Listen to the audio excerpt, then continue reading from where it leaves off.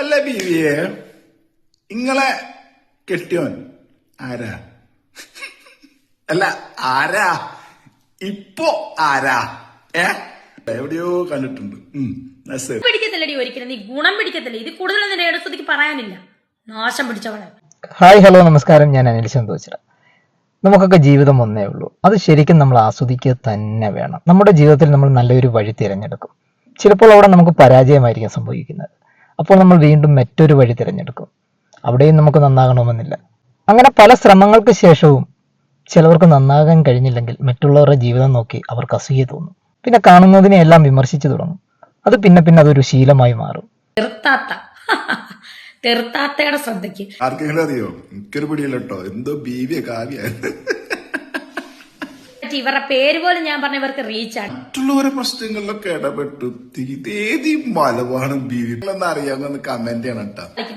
നിനക്ക് എന്താ അറിയണ എന്റെ പെട്ടിക്കകത്ത് എന്താന്ന്? ആടി പെട്ടിക്കകത്ത് ഞാൻ ഇങ്ങോട്ട് കൊണ്ടുവന്ന് എന്റെ കുറച്ച് അണ്ടർ ഗാർമെന്റ്സും ഉണ്ട്, കുറച്ച് ഡ്രസ്സും ഉണ്ട്, പിന്നെ അങ്ങോട്ട് പോകുമ്പോ കുറച്ച് മുട്ടായി റതപ്പനൊക്കെ മേടിച്ചോണ്ട് പോകുന്ന മുട്ടായി. മുൻപ് ഇതിന് എവിടെയോ ഞാൻ കണ്ടതായിട്ടൊരു ഓർമ്മയുണ്ട്.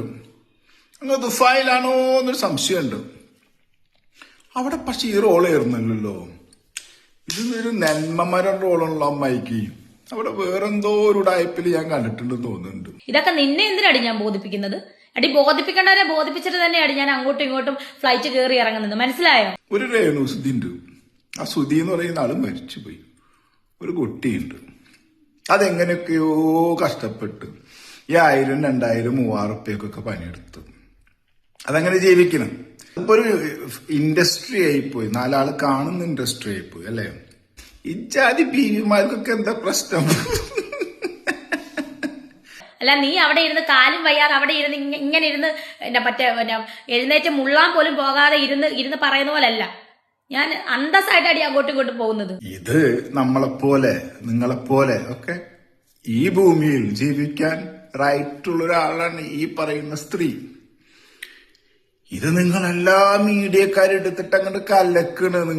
നിങ്ങളുടെ ഒക്കെ ഡയലോഗ് കേട്ട് കഴിഞ്ഞിട്ടുണ്ടെങ്കിൽ നിങ്ങളുടെ മൂത്തപ്പ് ബോളോ അരിയത്തിയോ പെങ്ങളൊക്കെ തോന്നുന്നത്.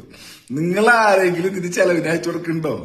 നീ ഒരുത്തിയാണ് ഇപ്പോഴത്തെ ഈ പ്രശ്നത്തിന്, എന്റെ ഫ്രസ്ട്രേഷൻ, എന്റെ മാനസികാവസ്ഥയ്ക്കും കാരണം. നീ ഒരുത്തിയാണ് എന്റെ കുടുംബത്തിൽ കയറി കളിച്ചത്. കോഴിക്കോടിലൊരു ആർട്ടിസ്റ്റ് ഉണ്ട്. പുള്ളിക്കാരൻ അങ്ങാണ്ടാന്ന് തോന്നുന്നു ആദ്യം ഇൻവൈറ്റ് ചെയ്യുന്നത്. കൊച്ചു റോളുകളൊക്കെ ചെയ്ത് ഒടുവിൽ അത് ബിഗ് ബോസിലെത്തി. നിങ്ങൾ അവിടെയും വലിച്ചിട്ട് കയറി കുറെ ഞരമ്പേൾ അത് കൊടുത്തിട്ട് റീലാക്കി, അതും യൂട്യൂബിലിട്ട് നിങ്ങൾ കുറെ കായുണ്ടാക്കി. പിന്നെ നമുക്ക് ഈ ശവം തീറ്റയുള്ള പരിപാടി. നീ ആസ്വദിക്കുന്നുണ്ടല്ലോ ഇപ്പൊ. നീ ആസ്വദിക്കടി, നീ